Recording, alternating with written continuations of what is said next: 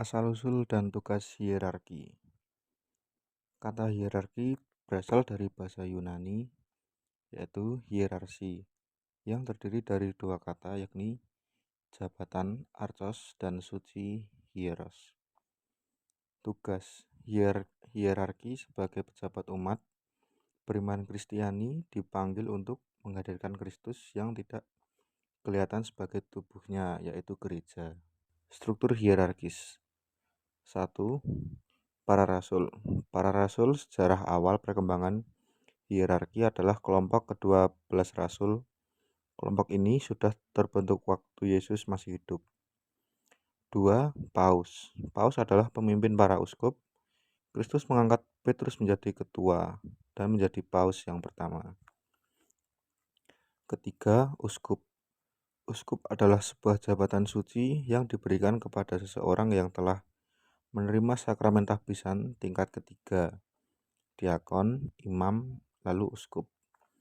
Lalu yang keempat, imam. Imam adalah seorang yang ditahbiskan oleh uskup atau menerima sakramen tahbisan tingkat kedua. Lalu yang terakhir ada diakon. Diakon adalah yang ditumpangi tangan, bukan untuk imamat, melainkan untuk pelayanan. Nah, sebelum masuk ke aksinya, aku mau sedikit memberi informasi tentang apa aja sih tugas hierarki. Yang pertama ada para rasul, yaitu menyebarkan ajaran Yesus dan membentuk sebuah komunitas awal. Kemudian paus. Paus bertugas sebagai pemimpin seluruh gereja Katolik dan menjaga seluruh kesatuan iman. Kemudian uskup. Uskup bertugas sebagai pemimpin umat di wilayahnya. Kemudian imam. Imam bertugas biasa sebagai pemimpin misa dan memberi sakramen umat. Kemudian yang terakhir ada diakon. Diakon bertugas sebagai membantu imam dan uskup serta melayani umat.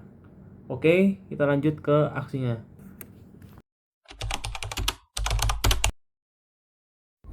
Oke, halo teman-teman. Kita di sini sudah bersama Om Yusuf, pendeta dari Gereja Isa Al-Masih Kolombo.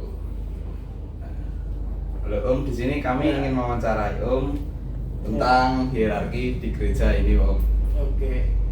Oke, dari pertanyaan-pertanyaan kami akan memberi Om pertanyaan. Sebentar.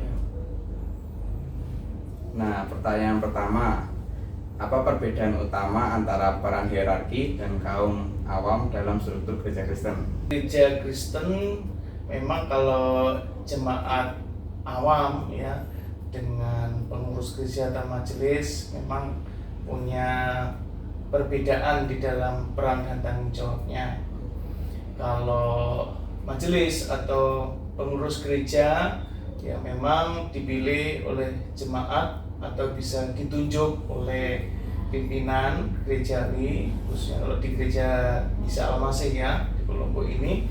Nah, setiap majelis atau pengurus itu memang diberikan beban tanggung jawab untuk mengatur ya administrasi dan juga rupa-rupa pelayanan di gereja ya, untuk melayani kebutuhan rohani jemaat, kebutuhan sosial yang perlu ditunjang, dan juga kebutuhan-kebutuhan untuk pelaksanaan operasional gereja seperti itu. Nah, sedangkan kalau jemaat awam ya pada umumnya mereka punya peran ya yang tidak sebanyak dan sebesar para pengurus atau majelis.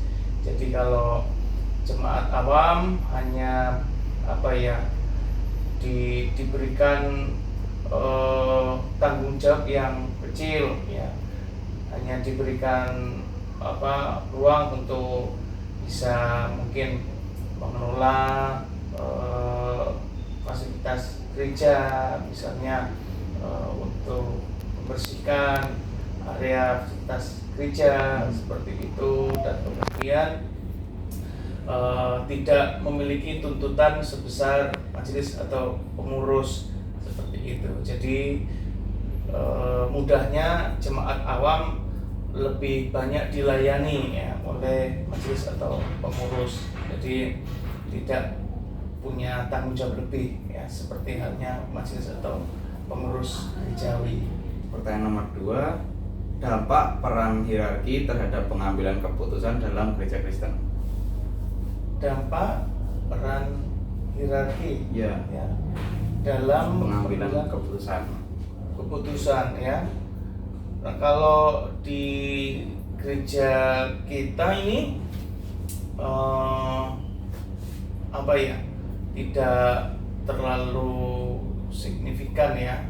Jadi untuk keputusan gerejawi ya lebih banyak mengakomodir aspirasi atau suara dari jemaat awam.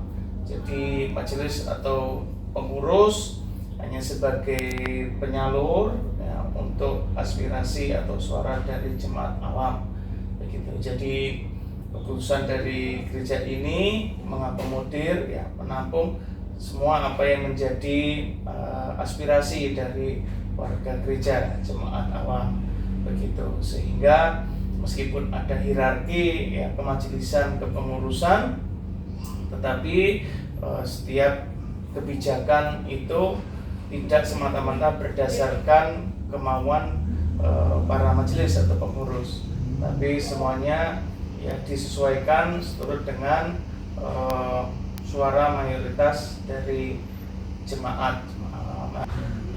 Nomor 3, dalam hal apakah hierarki gereja dan kaum awam bekerja sama untuk mencapai tujuan misi dan visi gereja?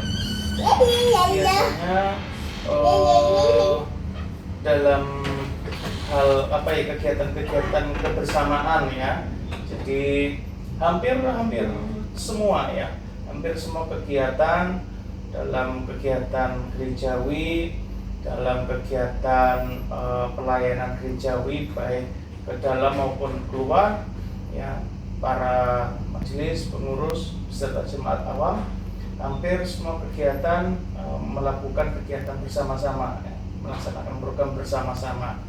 Hanya saja biasanya hal-hal yang sifatnya lebih ke urusan administratif gereja, nah itu biasanya lebih banyak akan dikerjakan oleh para majelis ya, atau pengurus gereja ya. Tapi pada intinya hampir semua kegiatan gerejawi semua berperan ya setara untuk melaksanakan kegiatan program gereja. Oke, sekian dari kami. Makasih ya Om Oke. udah mau diwawancarai. Oke.